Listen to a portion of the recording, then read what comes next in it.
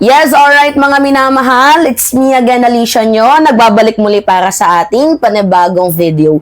So, grabe. Hay nako, pinagpepiestahan tayo ng iba't ibang bansa dahil nga po sa ginawang katarantaduhan, ginawang kalokohan ng kapatid ni President Bongbong Marcos na si Senator Amy Marcos. Diba? So, eto, tingnan nyo tong balitang to. Galing sa NBC News. At hindi lang yan mga minamahal, madami pa yan. So, ito lang yung in-screenshot ko. So, basahin natin.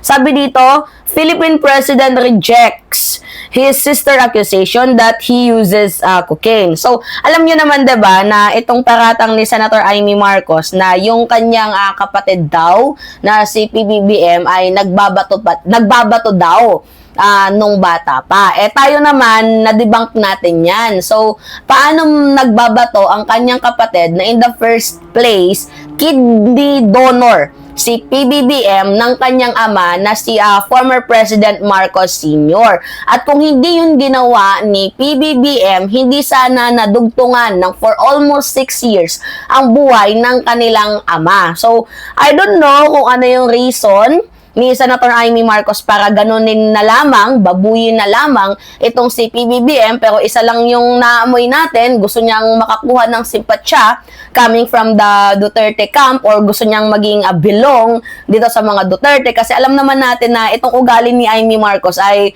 pabago-bago din ng mood. So kung ginawa niya ngang mabitrade ang kanyang kapatid, so maybe kaya niya ding gawin yan sa lahat ng tao. So, yung mga DDS, instead na purihin si Amy Marcos, mas lalo siyang nabatikos sa kanyang ginawa. Dahil, di ba, sabi nga nila, kung kapatid mo nga, nagawa mong lokohin, di ba, ito pa kayang si Sara Duterte. At beside, tama nga naman ang komento ng iba. Di ba, kung alam mong nagbabato ang kapatid mo, bakit mo pa itinandem kay Senator, kay Vice President Sara Duterte, itong si PBBM, kung alam mo palang nagbabato itong kapatid mo. So, di ba, nakikita niyo yung double standard ni Amy Marcos. So, ngayon, ito, syempre, dahil nga pinagpipiestahan na tayo. Ano kaya yung feelings, ano kaya yung nararamdaman ngayon ni Senator Amy Marcos. At kahit nga yung ibang network ay binalita na din na internationally tayo po ay pinagtatawanan na ng ibang bansa. So ito, Net25, panoodin natin mga minamahal. Naibalita ang malaking rallying ito sa iba't ibang panig ng mundo. Pero this time, sa pangalawang araw, ang laman na ng headline, ayun ng speech ni Senator Amy Marcos. Yeah. Ganon. Pinik po ng international news platforms at inireport ang mga nabanggit ng senadora sa naturang rally. Ayan, no? Sa Al Jazeera, ayan, no? Philippine President Marcos rejects sister accusation of chronic drug use. Pero ito ay kinuha na yung sagot ng Malacanang dyan, ha? Sa iba pang balita, Daily Journal, ayan, no? Reject din. Mga reaksyon ha? Itong Daily Journal, anong bansa ito? Galing Associated Press. Sa abroad ito. Siguro na yan, no? Philippine President under pressure after sister makes bombshell drug abuse claims. Ayan, no? Independent. Yan sa Southeast Asia. Nako po. Oo, tama. Samantala, College Times. Saan ba yung College Times, ha? Philippine President Marcos accused of drug use by sister Senator Amy. So talagang kumuha ng attention sa buong mundo. Ano pa? Grabe po, Reuters. Nagbalita din na yung Reuters. Alam naman natin na yung Reuters parang galing ata yan sa tawag dito, sa bansang United States. So, anyway, mga minamahal, diba? Hindi ka ba nahihiya, Senator Amy Marcos, na buong mundo, pinagtatawanan tayo? I mean, ikaw lang ang pinagtatawanan. Hindi yung kapatid mo. Kasi biruin mo ikaw yung naninira sa sarili mong kapatid mismo. Imagine, wala kang solid na ebidensya.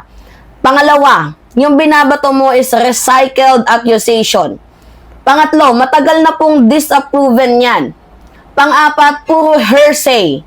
And you know what, kung ano yung nakakatawa dito mga minamahal, sobrang baseless ng mga accusation ni Senator Amy Marcos. Kung ikaw ang senador, tapos mali ang bintang mo, tapos napahiya sa buong bansa at sa international media, diba? Ano kaya ang mararamdaman mo? Actually, yung napahiya dito si Senator Amy Marcos Anyway, kung kayo yung tatanungin mga minamahal, sa tingin nyo, ano yung nararamdaman ngayon ni Senator Amy? Embarrassed? Exposed? Guilty? Or happy? Hindi natin sure. Kasi yung nangyari kasi sa kanya mga minamahal, mixed emotion. Kasi parang nabitray din dito yung INC sa ginawa ni Senator Amy Marcos. Kasi can you imagine, diba? Sinabi ng organizer ng Iglesia ni Cristo na supposedly dapat yung babanggitin mo lang is tungkol sa GAA. And yung mga naunang nagbigay ng privilege speech is GAA naman yung kanilang pinag-uusapan. 'Di ba, tungkol sa budget. And then eventually nung si Amy na yung nagsalita, biglang boom. 'Di ba, parang destabilization na yung dating. So kumbaga parang muntikan pang malaglag dito yung peaceful rally ng INC kasi leading to inciting to sedition, leading to inciting to rebellion na yung ginagawa ni Senator Amy Marcos. Kaya nga after ng speech ni Amy, wala na, dinisperse na ang crowd. Kasi iniiwasan na baka merong magsabi dyan na, tara, suburin natin ng Malacanang, tara, pumunta na tayo sa Malacanang, tara, ganituhin na natin ng Malacanang. 'Di ba? So, dapat sana supposedly may third day rally. I think yung third day rally na yon, kabilang na din ata yung reason kaya tinanggal or hindi na natuloy yung third day rally dahil sa ginawa mo, Senator Amy Marcos. 'Di ba? 3 days rally sana yon ng INC. Ang nangyari naging 2 days rally. I think hindi natuloy kasi unang-una may mga naririnig tayo na merong successionist na ibang grupo na sasama dito sa rally ng INC, which is baka mag-cause pa yan ng martial law. 'Di ba? Pangalawa naman, out of funds daw. Meron naman tayo nabalitaan na finraise daw yung bank ng ng mga organizer daw di umano ng AMLAC. And I think para sa akin, pinakamahalaga dyan sa lahat, yung speech ni Amy Marcos. So one of the reason yan, siguro I think, diba kung bakit hindi natuloy yung third day rally. Dahil nga, baka mamaya hindi natin sure, may magsisigaw dyan at tara, sugurin na natin ng Malacanang. Which is, hindi naman yun yung aims ng INC, diba? Yung aims ng INC is for transparency and for public accountability. Wala naman sinabi na for destabilization effort yung gagawin nila. So, talagang yung damage ni Amy Marcos hindi lang kay PBBM yung damage niya ginawa niya din dito sa tawag dito sa INC. So mga minamahal, this is a national security and international image issue.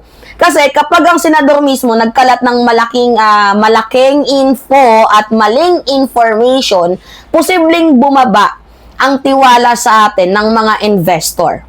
Yan, hindi ba yan naisip na Senator Amy Marcos na posibleng bumaba ang natin sa mga investor? Wala na sa ating magtitiwala.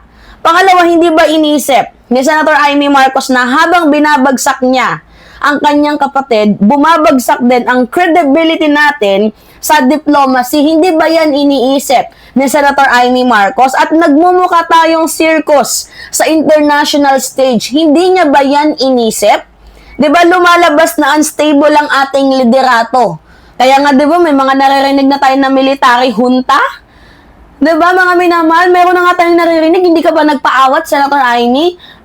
Panglima, nagiging joke ang bansang Pilipinas dahil sa ginagawa mo. At lahat ng 'yan kasalanan mo. Dahilan mo. Ikaw yung reason. Kaya kung dapat merong mapahiya dito, dapat ikaw. 'Di ba? O nasaan na yung DNA test? Sinagot mo na ba? 'Di ba? Samantalang yung ginagawa ni PBBM ngayon, nakikita niyo naman na todo trabaho, workaholic. Hindi nga sumisigaw, hindi nagwo-walkout, hindi puro drama. 'Di ba? So simple lang talaga yung gustong ipakita diyan ni President Bongbong Marcos. No matter what they throw accusation sa kanya, 'di ba? Mas pinapatunayan niya at mas pinapakita niya sa mamamayang Pilipino na hindi yung totoo, mas kailangan ako ng kababayan ko, magtatrabaho ako. So yan yung totoong leader. At saka kung gusto mong sumikat, eto napapansin ko lang, pag gustong sumikat ng mga kalaban ni PBBM, katulad ni Anjo Iliana, di ba ginamit niya si PBBM na nagbabato daw? Recycled accusation na naman. Si Amy, syempre naging tawag dito, naging viral yon. Alam niyo kung bakit? Kapatid siya eh. Okay lang kung galing yan sa iba. Pero yung manggagaling sa sariling dugot laman mo, abay mo kang below the belt na yon, 'di ba? Hindi na yon maganda pakinggan, hindi na yon maganda tingnan.